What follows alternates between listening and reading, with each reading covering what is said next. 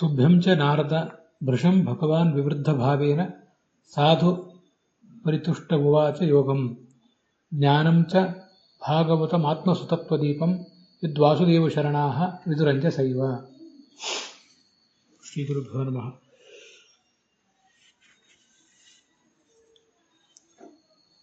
ಕಾರ್ತೀಕೀಯಾಯಾಂ ಶುಕ್ಲಾಯಾಂ ಏಕಾದಶ್ಯಾಂ ಅದ್ಯ ಭಾಗವತ ಕಥಾ ಪ್ರಸಂಗೆ ದ್ವಿತೀಯೇ ಸ್ಕಂಧೆ ಸಪ್ತಮೇ ಅಧ್ಯಾಯ 19 ಶ್ಲೋಕಃ. ಎರಡನೇ ಸ್ಕಂಧದ 7ನೇ ಅಧ್ಯಾಯದ 19ನೇ ಶ್ಲೋಕಃ. ಐತರೇಯಸ್ಯ ಹರೇಃ ಕಥಾವರ್ಣನಪರಃ ಪ್ರಸ್ತೂಯತೆ. ಚತುರ್ಮುಖಃ ಬ್ರಹ್ಮ ನಾರದಂ ಏವಂ ಆಹ. ಹೇ ನಾರದ, ತವ ವಿವೃದ್ಧೇನ ಭಕ್ತಿಭಾವೇನ ಪರಿತುಷ್ಟಃ ಅಯಂ ಮಹಿದಾಸಃ ಐತರೇಯಃ ತುಭ್ಯಂ ಸರ್ವೇಭ್ಯಶ್ಚ ಭಗವದ್ವಿಷಯಕಂ ತತ್ವಂ ಉಪದಿದೇಶ. ಸೋಯಂ ಅರ್ಥಃ ಭಾಗವತೆ ಉಕ್ತಃ ಬ್ರಹ್ಮಪುರಾಣೇನ ಸಮರ್ಥಿತಶ್ಚ. ಯದ್ಯಪಿ ಅತ್ರ ಭಾಗವತೆ ಶ್ಲೋಕೆ ಮಹಿದಾಸಃ ಐತರೇಯಃ ಇತಿ ನಾಮ ನ ವರ್ತತೆ.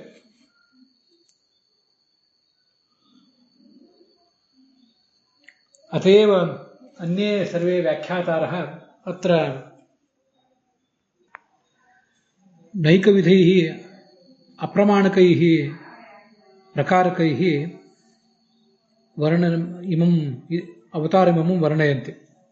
ಯಥಾ ಶ್ರೀಧರಿಯೇ ಉಕ್ತಂ ಹಂಸಾವತಾರ ಇತಿ. ತದೇವ ವೀರರಾಘವೈರಪಿ ಸಮರ್ಥಿತಂ.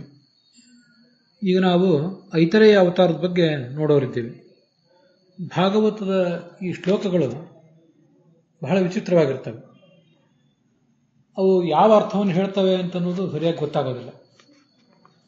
ಚತುರ್ಮುಖ ಬ್ರಹ್ಮದೇವರು ನಾರದನಿಗೆ ಹೇಳ್ತಾ ಇದ್ದಾರೆ, ನಾರದನೇ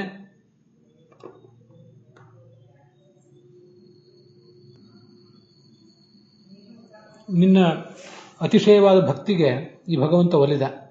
ಇತರಾದೇವಿಯ ಮಗನಾಗಿ ಮಹಿದಾಸ ಎಂಬ ರೂಪದಿಂದ ಅವನು ಜನಿಸಿದ.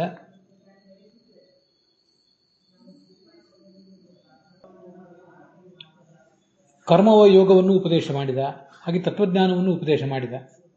ಅವನೇನು ಉಪದೇಶಿಸಿದ್ದಾನೆ ಅದನ್ನು ಅವನ ಅನುಗ್ರಹ ಇದ್ರೆ ಮಾತ್ರ ತಿಳಿಲಿಕ್ಕೆ ಸಾಧ್ಯವೇ ಹೊರತು ಬೇರೆ ಯಾರಿಗೂ ತಿಳಿಲಿಕ್ಕೆ ಸಾಧ್ಯ ಇಲ್ಲ ಅಂತ ಅದರ ಅಭಿಪ್ರಾಯ. ಈ ಶ್ಲೋಕದಲ್ಲಿ ಯಾವ ಅವತಾರದ ಬಗ್ಗೆ ಹೇಳ್ತಿದ್ದಾರೆ ಅನ್ನುವುದೇ ಗೊತ್ತಾಗೋದಿಲ್ಲ. ಹಂಸಾವತಾರ ಅಂತ ಇದನ್ನು ಶ್ರೀಧರರು ಮತ್ತು ವೀರರಾಘವರು ಅರ್ಥ ಮಾಡಿದ್ದಾರೆ. ಆದರೆ ಆಚಾರ್ಯರು ಅದನ್ನು ಬ್ರಹ್ಮಪುರಾಣದ ನೆರವಿನಿಂದ ವ್ಯಾಖ್ಯಾನ ಮಾಡಿದ್ದಾರೆ. ಇತರಾದೇವಿಯ ಮಗನಾಗಿ ಹುಟ್ಟಿದ ಭಗವಂತನೇ ಈ ನಾರದನಿಗೆ ತನ್ನ ಸ್ವರೂಪವನ್ನು ಉಪದೇಶಿಸಿದ. ಈ ರೂಪದ ರಹಸ್ಯ, ಅದರ ಉಪದೇಶವನ್ನು ಭಗವಂತನ ಅನುಗ್ರಹವಿದ್ದರೆ ತಿಳಿಯುವುದು ಸಾಧ್ಯ, ಇಲ್ಲದೆ ಹೋದರೆ ಆಗೋದಿಲ್ಲ. ಯತ್ ಪ್ರಾಪುಹು ವೈಷ್ಣವಾಹ, ಭಗವಂತನ ಭಕ್ತರು ಮಾತ್ರ ಅದನ್ನು ಅರಿತುಕೊಳ್ತಾರೆ ಅಂತ ಅದರ ತಾತ್ಪರ್ಯ.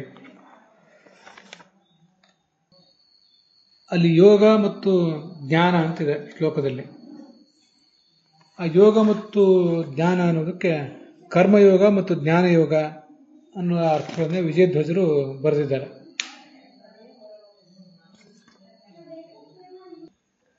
ಯಾದವಾರ್ಯರು ಹಾಗೆ ಅರ್ಥ ಬರೀತಾರೆ.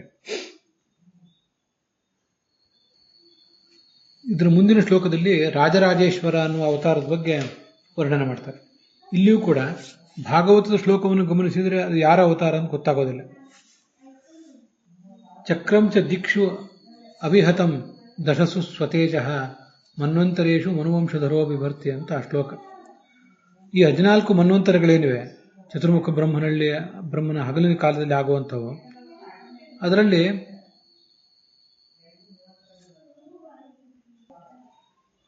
ಆ ಮನ್ವಂತರಗಳಲ್ಲಿ ಮನುವಿನ ವಂಶದಲ್ಲಿ ಹುಟ್ಟಿದಂತಹ ಪ್ರಿಯವ್ರತ ಮೊದಲಾದ ಚಕ್ರವರ್ತಿಗಳ ಒಳಗೆ ಇವನಿದ್ದ.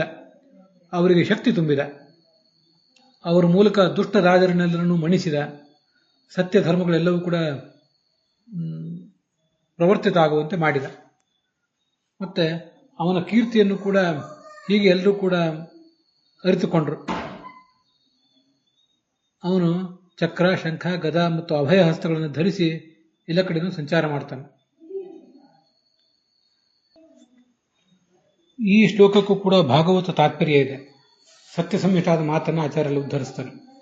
ಮನ್ವಂತರೇಶು ಭಗವಾನ್ ಚಕ್ರವರ್ತಿಷು ಸಂಸ್ಥಿತ ಚತುರ್ಭುಜೋ ಜುಗೋಪೈತತ್ ದುಷ್ಟರಾಜನ್ಯ ನಾಶಕಃ ರಾಜರಾಜೇಶ್ವರಿ ಇತ್ಯಾಹು ಮುನಯಶ್ಚಕ್ರವರ್ತಿನಾಂ ವೀರ್ಯದಂ ಪರಮಾತ್ಮಾನಂ ಶಂಖ ಚಕ್ರ ಗದಾಧರಂ ಅಂತ ಆ ಶ್ಲೋಕ. ಮನ್ವಂತರಗಳಲ್ಲಿ ಹುಟ್ಟುವ ಚಕ್ರವರ್ತಿಗಳಲ್ಲಿ ಭಗವಂತ ಇರ್ತಾನೆ. ಅವನು ಶಂಖ, ಚಕ್ರ ಮತ್ತು ಗದಾ, ಕೊನೆಗೆ ಒಂದು ಅಭಯ, ಇವಿಷ್ಟನ್ನು ಕೈಗಳಲ್ಲಿ ಧರಿಸಿರ್ತಾನೆ. ದುಷ್ಟರಾಜನನ್ನು ದಮನಿಸ್ತಾನೆ, ರಾಜರಲ್ಲಿ ಶಕ್ತಿ ತುಂಬುತ್ತಾನೆ. ಇದನ್ನು ರಾಜರಾಜೇಶ್ವರ ಎಂಬ ರೂಪ ಅಂತ ವರ್ಣನೆ ಮಾಡ್ತಾರೆ ಮುನಿಗಳು. ಶ್ಲೋಕದಲ್ಲಿ ವಿಧಸತ್ ಸ್ವಕೀರ್ತಿಂ ಅಂತಿದೆ. ತನ್ನ ಕೀರ್ತಿಯನ್ನೆಲ್ಲ ಕಡೆ ಹರಡಿಸ್ತಾನೆ. ಚಕ್ರಂಚ ದಿಕ್ಷು ಅವಿಹಿತಂ ದಶಸು, 10 ದಿಕ್ಕುಗಳಲ್ಲೂ ಕೂಡ ಅವನ ಚಕ್ರ, ಅವನ ಆಜ್ಞಾಚಕ್ರ, ಭಗವಂತನ ಆಜ್ಞಾಚಕ್ರ ಎಲ್ಲ ಕಡೆ ಹರಡುವಂತೆ ಮಾಡಿರ್ತಾನೆ ಅಂತ ಬಂದಿದೆ.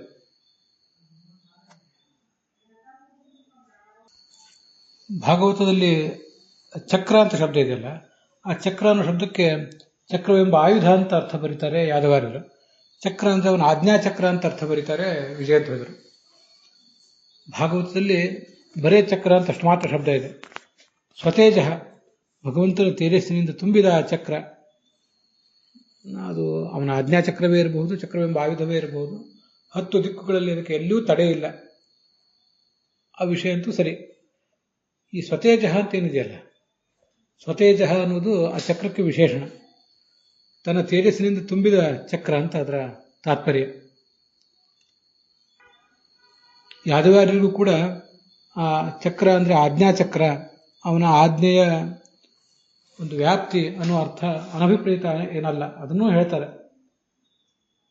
ಚಕ್ರಂ ಆಜ್ಞಾರೂಪಂ ಚ ವಿಭರ್ತಿ ಅಂತ. ಭಾಗವತ ಶ್ಲೋಕದಲ್ಲಿ ಚಕ್ರ ಅಂತ ಶಬ್ದ ಮಾತ್ರ ಇದೆ. ನಾವೀಗಾಗಲೇ ಅದನ್ನು ನೋಡಿದ್ದೇವೆ. ಅದಕ್ಕೆ ಅವನ ಆಜ್ಞೆಯ ಚಕ್ರ ಅಂತ ಅರ್ಥ ಆಗಬಹುದು ಅಥವಾ ಸುದರ್ಶನ ಚಕ್ರ ಅಂತ ಅರ್ಥ ಆಗಬಹುದು. ಈ ಭಾಗವತವನ್ನು ವ್ಯಾಖ್ಯಾನ ಮಾಡಲಿಕ್ಕೆ ಹೊರಟಿರುವಂತಹ ಸತ್ಯ ಸಂಹಿತಾದಲ್ಲಿ ಕೂಡ ಅವನು ಚತುರ್ಭುಜನಾಗಿದ್ದಂತ ವರ್ಣನೆ ಮಾಡಿದ್ದಾರೆ. ಆದರೆ ಆತ ಕೈಗಳಲ್ಲಿ ಧರಿಸಿದ್ದೇನನ್ನ ಶಂಖ, ಚಕ್ರ, ಗದಾ ಈ ಮೂರನ್ನು ಧರಿಸಿದ್ದಾನೆ ಅಂತಿದೆ. ಇನ್ನೊಂದು ಕೈಯಲ್ಲಿ ಏನು ಧರಿಸ್ತಾನೆ? ಅದು ಯಾದವಾರ್ಯರ ವ್ಯಾಖ್ಯಾನದ ಪ್ರಕಾರ ಅಭಯವನ್ನು ಧರಿಸಿದ್ದಾನೆ ಅಂತ ತಿಳ್ಕೊಳ್ಬೇಕು. ಜಗತ್ತಿನ ಜನರೆಲ್ಲರಿಗೂ ಕೂಡ ಅಭಯವನ್ನು ಕೊಡುವ ಕಾರ್ಯವೇ ಆತಂದಾದ್ರಿಂದ 4 ಕೈಗಳಲ್ಲಿ ಈ ಕ್ರಮವಾಗಿ ಶಂಖ, ಚಕ್ರ, ಶಂಖ, ಗದಾ ಮತ್ತು ಅಭಯ, ಹೀಗೆ ಅದರ ತಾತ್ಪರ್ಯ. ವಿಜಯಧ್ವಜರು ಮತ್ತು ಯಾದವಾರ್ಯರಲ್ಲೂ ಭಾಗವತ ತಾತ್ಪರ್ಯವನ್ನು ಅನುಸರಿಸಿದ್ದಾರೆ ಸಹಜವಾಗಿಯೇ. ಶ್ರೀಧರರು ಮತ್ತು ವೀರರಾಘವರ ದೃಷ್ಟಿಯಲ್ಲಿ ಮನ್ವಂತರಗಳಲ್ಲಿ ಆಗುವ ಅವತಾರ, ಬೇರೆ ಬೇರೆ ಮನ್ವಂತರಗಳಲ್ಲಿ ಬೇರೆ ಬೇರೆ ಅವತಾರಗಳಾಗ್ತಿರ್ತವೆ. ಅದರಲ್ಲಿ ಇದು ಒಂದು ಅವತಾರ ಅಂತ ಬರೀತಾರೆ. ಅವರಿಗಿದು ರಾಜರಾಜೇಶ್ವರ ಅನ್ನುವ ವ್ಯಾಖ್ಯಾನದ ಮೂಲ ಗ್ರಂಥವಾದಂತಹ ಸತ್ಯ ಸಂಹಿತ ಅದು ಅವರಿಗೆ ಸಿಗುವುದು ಸಾಧ್ಯ ಇಲ್ಲ. ಅದಕ್ಕಾಗಿ ಹೀಗಾಗ್ತದೆ.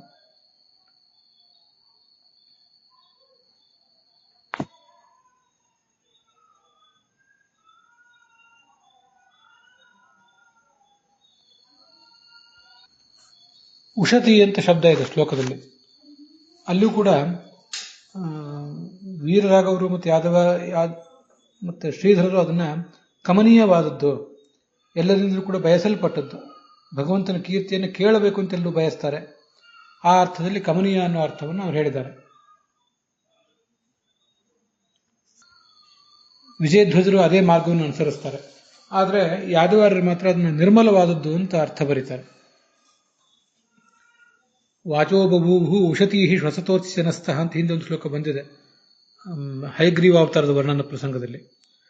ಅಲ್ಲೂ ಕೂಡ ಉಷತಿ ಅಂತ ಮಾತು ಅಂತ ಬಂದಾಗ ಶುದ್ಧವಾದ ಮಾತು ಅಂತ ಕೆಲವರು ಅರ್ಥ ಮಾಡಿದ್ದಾರೆ. ಆದರೂ ಮೂಲತಃ ಉಷಧಾತು ಇದನ್ನೆಲ್ಲ ಗಮನಿಸಿದರೆ, ಅದರ ಅರ್ಥವನ್ನು ಗಮನಿಸಿದರೆ, ಬೇರೆ ಬೇರೆ ಪ್ರಯೋಗಗಳನ್ನೆಲ್ಲ ಗಮನಿಸಿದರೆ ಕಮನೀಯವಾದದ್ದು, ಬಯಸಲ್ಪಡುವಂಥದ್ದು. ಹೀಗೆ ಅದರ ತಾತ್ಪರ್ಯ ಹೆಚ್ಚು ಸರಿ. ಮುಂದೆ 21ನೇ ಶ್ಲೋಕದಲ್ಲಿ ಧನ್ವಂತರಿಯ ಬಗ್ಗೆ ವರ್ಣನೆ ಮಾಡ್ತಾರೆ. ಧನ್ವಂತರಿ ರೂಪದಿಂದ ಅವತರಿಸಿದ ಅನೇಕ ರೋಗಗಳಿಂದ ಬಳಲುವಂತಹ ಜ್ಞಾನಿಗಳಿಗೆ ತನ್ನ ನಾಮಸ್ಮರಣ ಮಾತ್ರದಿಂದಲೇ ನೋವನ್ನು ಕಳೀತಾನೆ, ಮೋಕ್ಷವನ್ನು ಕೊಡ್ತಾನೆ, ಆಯುರ್ವೇದದ ಜ್ಞಾನವನ್ನು ಲೋಕದಲ್ಲಿ ಹರಡ್ತಾನೆ, ಯಜ್ಞಗಳಲ್ಲಿ ಆಹುತಿಯನ್ನು ಕೂಡ ಸ್ವೀಕಾರ ಮಾಡ್ತಾನೆ. ಈ ಶ್ಲೋಕಕ್ಕೆ ಭಾಗವತ ತಾತ್ಪರ್ಯ ಏನು ಕಂಡು ಬರೋದಿಲ್ಲ. ಅಮೃತಾಯುಹು ಅಂತಿದೆ. ಅಮೃತ ಅಂದರೆ ನಾಶವಿಲ್ಲದ ಆಯುಷ್ಯ ಅಂದರೆ ಮೋಕ್ಷ. ಅಂಥ ಮೋಕ್ಷವನ್ನು ಕೊಡುವ ಜ್ಞಾನವನ್ನು ಕೊಟ್ಟ ಅಂತ ಅದರ ತಾತ್ಪರ್ಯ.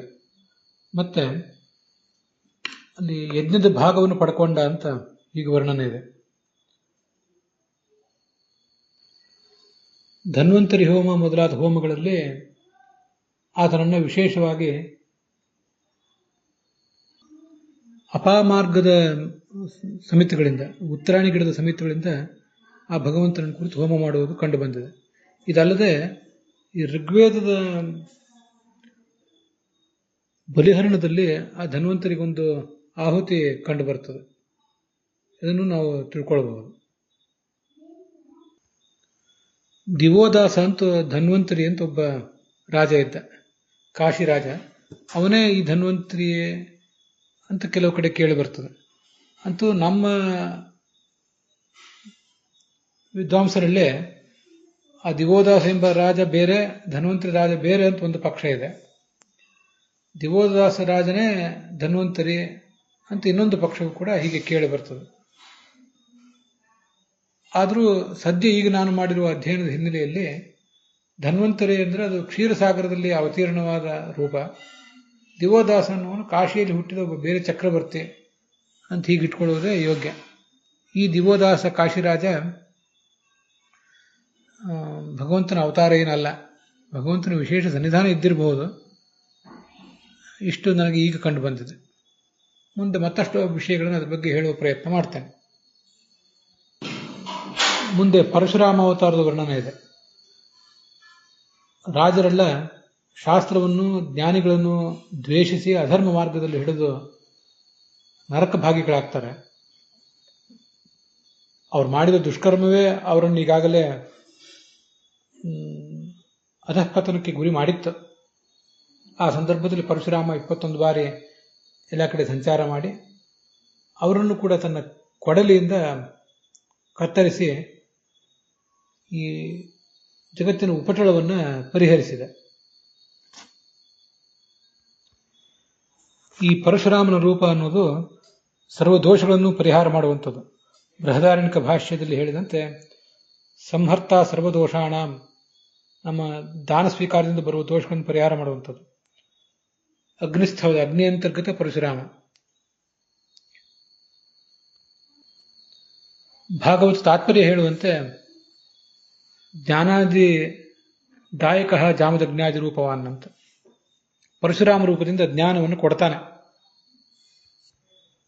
ಮತ್ತೆ ಮಹಾಭಾರತ ತಾತ್ಪರ್ಯ ನಿರ್ಣಯ ಒಂದು ಕಡೆ ಹೇಳುವಂತೆ ಧನಸ್ಯ ದೇವತಾ ವಿಷ್ಣು ಜಾಮದಗ್ನಿಯೋ ಖಿಲೇಶ್ವರ ಅಂತ. ಈ ಪರಶುರಾಮ ಧನದ ದೇವತೆ, ಸಂಪತ್ತಿನ ದೇವತೆ. ಹೀಗೆ ಭೌತಿಕ ಸಂಪತ್ತನ್ನೂ ಕೊಡ್ತಾನೆ, ಮತ್ತೆ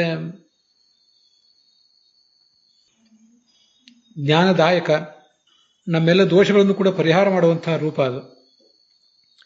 ಗಾಯತ್ರಿಯ ಮಂತ್ರದ ಪೂರ್ಣ ಫಲ ಸಿಗಬೇಕು ಅಂತಿದ್ರೆ ಈ ಪರಶುರಾಮನ ಧ್ಯಾನವನ್ನು ಮಾಡಬೇಕು. ಈ ತಸ್ಯಾಹ ಅಗ್ನಿರೇವ ಮುಖಂ ಅಂತ ಬೃಹದಾರಣ್ಯಕ ಉಪನಿಷತ್ತು. ಈ ಗಾಯತ್ರಿಯ ಮುಖ, ಮೊದಲ ಅಕ್ಷರ ಅದು ಅಗ್ನಿ, ಅಗ್ನ್ಯಂತರ್ಗತನಾದ ಪರಶುರಾಮ ಅಂತ ಈ ವರ್ಣನೆ ಬಂದಿದೆ. ಹೀಗೆ ಅಗ್ನ್ಯಂತರ್ಗತನಾದ ಪರಶುರಾಮನನ್ನು ಅಲ್ಲಿ ಧ್ಯಾನಿಸಿದರೆ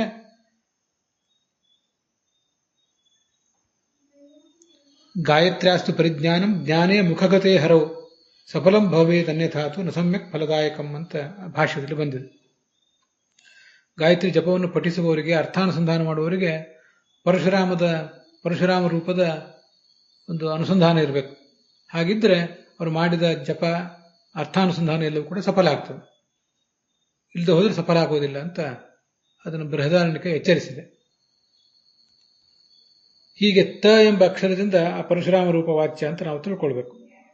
ಇಲ್ಲಿಗೆ 22 ಶ್ಲೋಕಗಳು ಇಲ್ಲಿಗೆ ಸಮಾಪ್ತ ಆಗಿವೆ. ರಾಮಾವತಾರದ ಕುರಿತು ನಾಳೆ ದಿವಸ ನೋಡೋಣ. ಅಲ್ಲಿಗೆ ಈ ಭಾಗ ಸಮಾಪ್ತವಾಗಿದೆ. ಹುಸಿಯ ನಾಡಿ ಹೊಟ್ಟೆ ಹೊರೆವ ವಿಷಯದಲ್ಲಿ ರಸಿಕನೆಂದು ಹುಸಿಗೆ ಹಾಕಿದ್ರು ಎನ್ನು ಹೃಷಿಕೇಶನೇ, ಈಶನಿನ ಚರಣ ಭಜನೆ ಆಸೆಯಿಂದ ಮಾಡುವೆ, ದೋಷರಾಶಿ ನಾಶ ಮಾಡು ಶ್ರೀ ಕೇಶವ. ಶ್ರೀಕೃಷ್ಣಾರ್ಪಣಮಸ್ತು.